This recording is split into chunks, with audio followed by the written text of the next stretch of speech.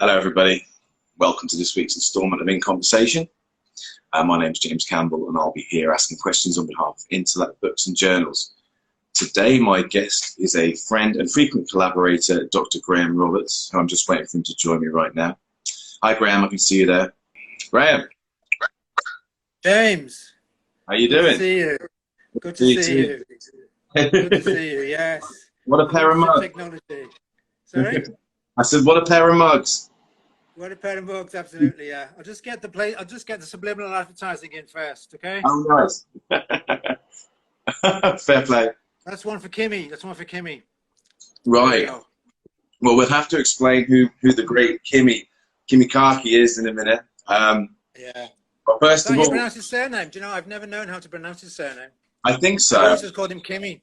I think I'm scared you'll hit me if I mispronounce his surname. I know our academic Viking contingent, they won't understand. But great. Well, the first time I met Kimi and Kari, who were people joining in, are two excellent academics from Finland who Graham and I work with regularly as part of several projects, and we'll get into that. But I, being foolish and young and naive, when I first heard I was going to meet Kimi and Kari, I was expecting two blonde Swedish women, and it turns out it was two blonde Finnish men, and that shows my ignorance is what that does. But we've had a few events over the years, that's for sure, as of you. But yeah, before I start giving away too many trade secrets, let me just welcome you to In Conversation. I actually thought Kimmy's surname was Church Gibson for quite a while, actually. We're going to have to explain some of these concepts. Sorry about this, everybody. No. But I want to talk to you about the European Popular Culture Association, and we'll certainly get into that in a minute. Right. But welcome to In Conversation. As you can tell, it's an informal chat between me and academics, friends, collaborators, writers, critics, and anyone else interesting who will join me. So thank you very much, Graham, for being here today. It's a great pleasure. It's a great pleasure. Well, look, first of all, pleasure's all mine, James. No. Thank you very much for inviting me. No, it's brilliant to have you here. So, well, look, where are you? I'm in Brooklyn, in New York. Where are you calling in from? I'm in Lille. I'm in Lille.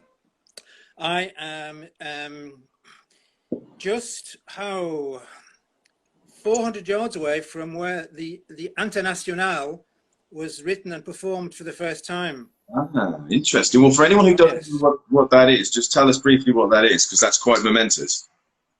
Well, the Internationale, of course, is the global communist war cry, which is still sung on many left-wing rallies over here in France.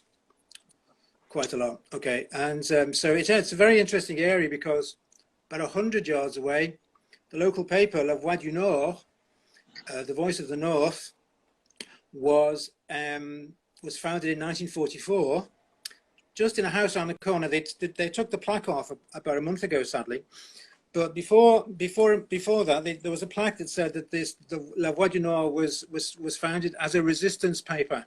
Okay. As a resistance newspaper in 1944. It then became the equivalent of the Yorkshire Post or the Manchester Evening News or the Liverpool Echo.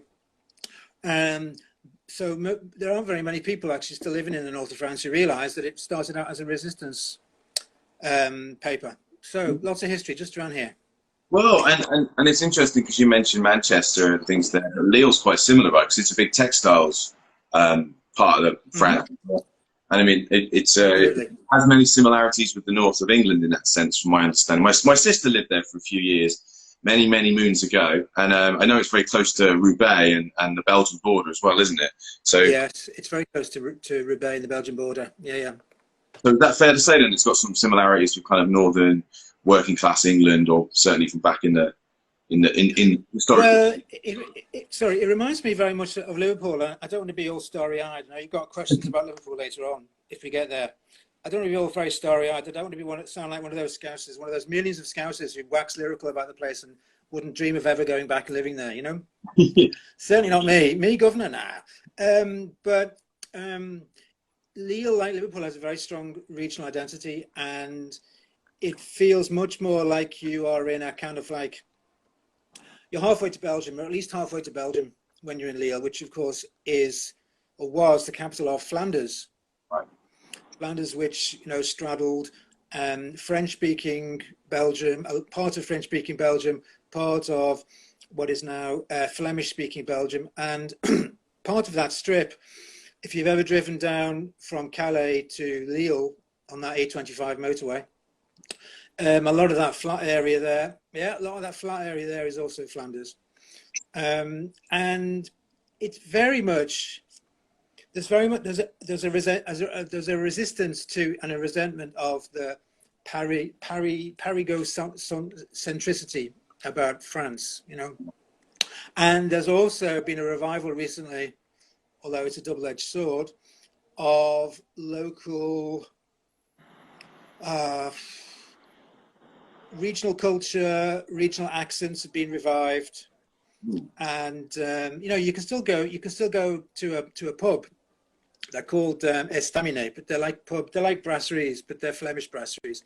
And you can go, there are plenty of them around in the countryside, in these lanes where you're not quite sure whether you're still in France or you're actually in Belgium. Seriously, it's really fun.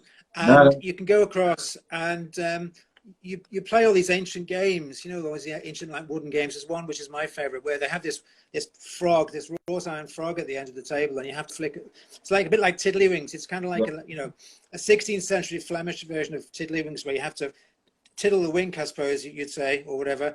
Flick the coin into the frog's mouth. The frog has, of course, a crown on it. It's a prince. So it's all very interesting. Very interesting. No, I had a fascinating time when I was there, and I think, yeah, I can definitely, I would definitely agree with you. It definitely feels very regional, and like it does span several different kind of countries, regions, traditions.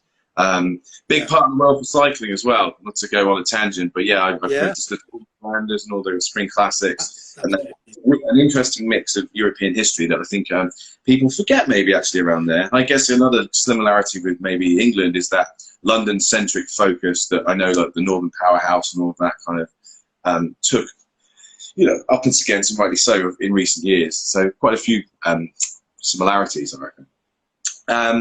All right, well, so you're originally from Liverpool, you're in Lille. I also know you teach in Nanterre, which is on the edge of Paris, or central Paris, right?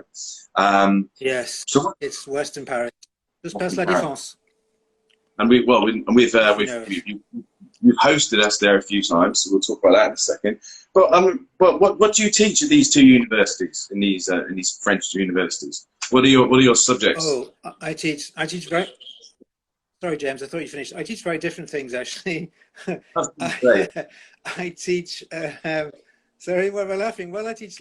What do I do at Nanterre at the moment? I teach nothing because I'm on sick leave. But when I'm there, I teach legal English. Yes, I teach legal English to students doing Russian law, the Russian law track, and I also teach economic translation from Russian to French. Okay. And that's what I was teaching. That was at the last count. I've taught everything there, from beginner's Russian to grammar to translation to master's courses in business terminology in Russian to 18th century literature, 19th, 20th century literature. One occasion, my favorite occasion, I went out of a classroom where I'd been teaching 18th century Russian literature, and I went into my next classroom where I was teaching 20th century Russian economics. It was kind of it was really weird, you know. But it's not because I have any great knowledge of any of these things. It's because when you're in a very minority subject with very few permanent staff, you just have to, you know, improvise. I mean, you can't, you know, we have colleagues in the English department where there are 100 staff, where, you know, if you're the South Africa sport person, you just teach South Africa sport and translation. But you can't do that in Russian studies. You know, you have to be as versatile as possible. So that's what I teach there. In Lille, around Lille, I teach marketing and branding. Completely different. Yes, completely different. So I wear another hat. Another hat. I was gonna say it's funny because You, I met you as, I guess, kind of like as a branding expert and someone who taught branding and marketing. But then you also, I knew of you as someone who was in Russian studies and had done work on masculinity and these various other issues within Russian studies. But then you and I have spent a lot of time together at popular culture conferences, and I know you more now as a popular culture or cultural studies scholar, as well as a doctor of philosophy, I suppose, more generally. And I know you as a, I mean, you're the work that you've produced with Intellect and that we've worked on together is a lot to do with fashion. And I know you're an expert on queer fashion, on men's fashion, and more recently you've been doing a lot of work on sustainability. So would you say it's fair that your research interests have slightly transmuted and changed from what you teach and how you originally got into academia? I would agree with you completely, except I would change the word slightly to I don't know, what would you say? Was it slightly? Greatly, and that would be a euphemism, an understatement. Yeah. I basically have too many things I'm interested in, There are too many things I'm interested in, so I've done a lot of stuff. I mean, it partly goes back to my my original training. I did a DPhil in Russian literature. Okay. And then 4 years later, and I started teaching, and then 4 years, I was lucky, very lucky to get a job straight away. Even if it was only a 1 year post replacing somebody, but I was very lucky to get a job straight away. And then after 4 years, I did an MBA. I did it part-time. Okay. Because I was thinking of actually getting out of academia, but at the end of the MBA, I decided I didn't want to get out of academia, but I wanted to change what I was teaching, and I also wanted to adopt some of the extremely interesting teaching methods of my tutors on the MBA program, which was at Strathclyde. Wonderful university, by the way, Strathclyde. Anybody from Glasgow, from Strathclyde, fantastic place. Big shout out to Scotland. I have very fond memories of Strathclyde. Really good, interesting, very good. So yeah, and then go on. No, I'm just interrupting you. I was saying, so you started as an academic. Well, that's okay. For personal reasons, yeah. Slightly. I started as an academic. Then you were thinking of getting out of it, so you moved from Russian literature into more business. Yeah, sorry. It's okay. It's okay. These things happen. Yeah, and then I moved into business. Because I think I've always had. Can you hear me okay? Can you hear me okay? Yes. Yeah? Good. I've always had I think my basic interest and as my fundamental interest has always been in like societies and sociology, really. And so what I teach when I teach marketing, it's basically applied sociology that I do. So I don't do any of the heavy numbers, the number crunching sides of marketing that my wife does. That she worked for 30 years doing. So I don't do that. And I also teach branding very much as a kind of, I look at brands as, I try and read and decode brands as you would decode a film or any visual text without wishing to sound pretentious. Because I think that's, brands, we live in the age, proof of the pudding is that we're on Instagram. We live in an image-rich age, shall I say. And brands are more than ever aware of the impact of their visuals, the visual imagery. And I find that fascinating. How Nestle, for example, takes basically what is water, H2O, San Pellegrino, and adds some carbon dioxide to it and sells it as Italianness, Yeah. So I talk about creating myth out of materiality, if that doesn't sound terribly pretentious. Well, we're so all that's what fascinates me about branding. And as I say, is basically just applied sociology. So I bore my students for hours and hours about showing them. I bore my students for hours and hours showing them videos of, and deconstructing representations of masculinity in ads for Volvo, for Paco Rabanne's Invictus, the easy stuff. Interesting. And they seem to enjoy it, and I get a kick out of it. So You talk about myth. Are you sort of referring to that kind of Roland Barthes semiological kind of sense of mythology? Like signifiers and signification and how that No, brought in. I'm talking about myth in terms of. I'm talking about myth in the Levi-Strauss sense, you know, of any as any narrative that helps us make sense of the world and our place in the world. You know, and what a lot of successful brands do is they promise you to apparently contradictory things. So if you look at, there's a very famous ad with Zlatan Ibrahimovic.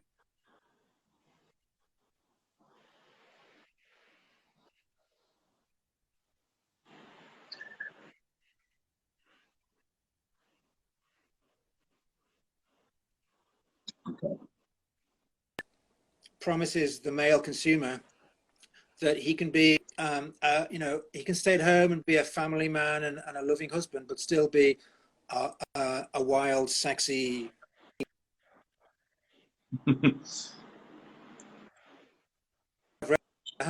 Graham, you're breaking up a little bit. We've got a bit. There's cultural anxiety about. I can hear you. But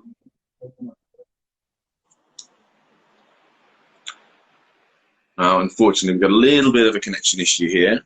So hopefully Graham's going to be able to rejoin in a second. Otherwise, we're going to have to restart the session. But if anyone has any questions for Graham, we're going to be talking about fashion. We're going to be talking about sustainability in fashion. We're going to be talking a little bit about football.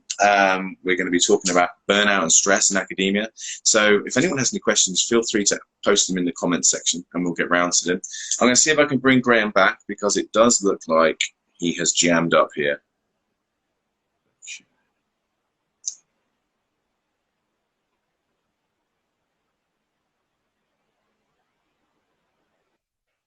Oh, and you're back there, Graham. You kind of cut out for a minute. You're frozen. We heard a part of it, and then you cut out. I think your connection's a bit jittery over there, maybe. But we might have to restart if it doesn't come back in a second. I'm getting the wheel of doom, but fortunately, you're frozen in a position which isn't doing you a disservice. So you're all right.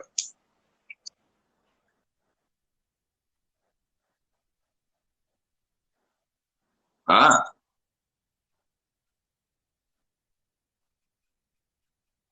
okay. Well, let's. I can hear what you're saying anyway, so that's not too bad. Well, let's just jump around a little bit. People hear me. Yeah, I can hear you still. Just unfortunately, your image is jammed up, but I can still hear you. There we go. We're back. We're back. I think we're back. Is there anybody out there? Can be very frustrating, the connection. Right. Just going to give you another minute, see if he comes back, and if not, then we will restart. My apologies for. I can hear you, just can't see you. I'm just going to see if I can restart this. It's not going to let me.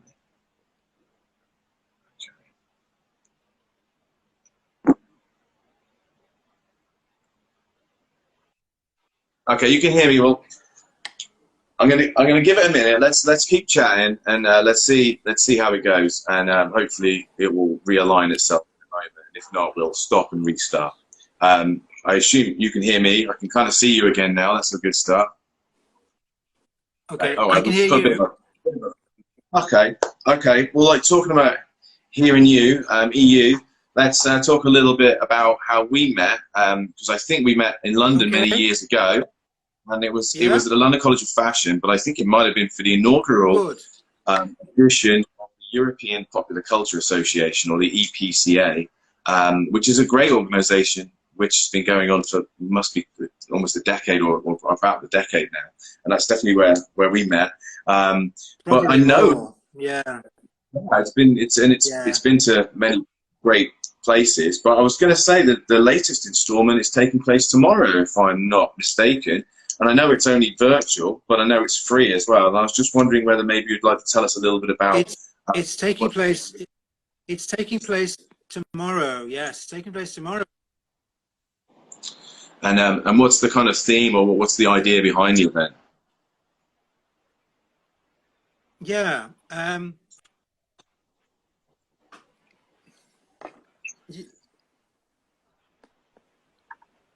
Well, we have three.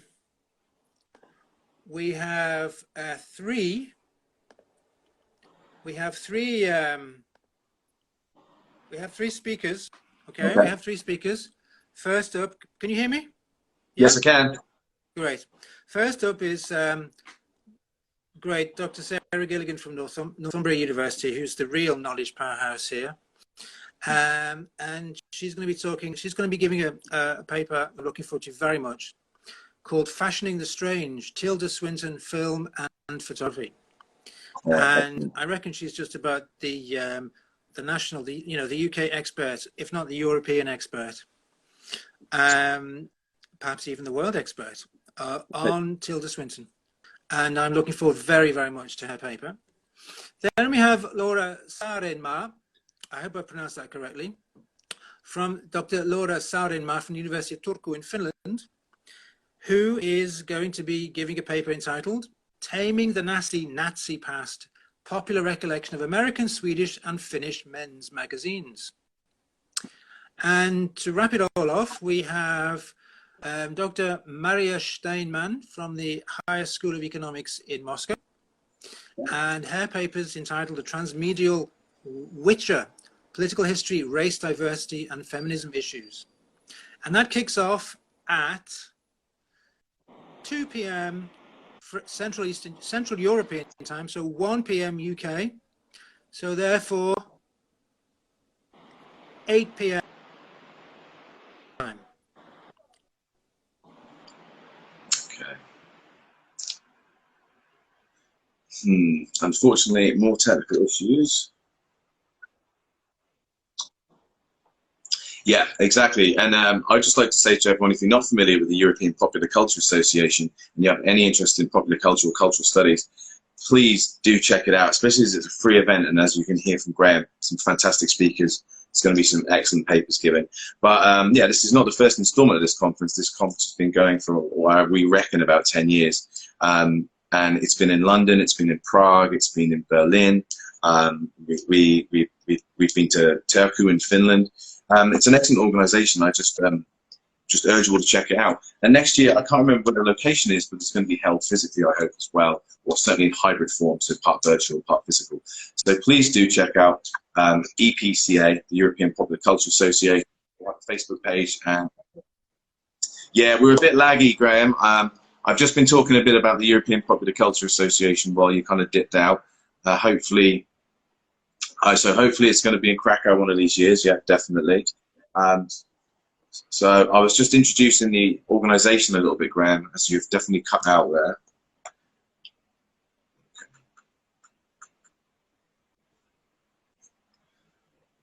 Right. Let me see if I can bring you back in.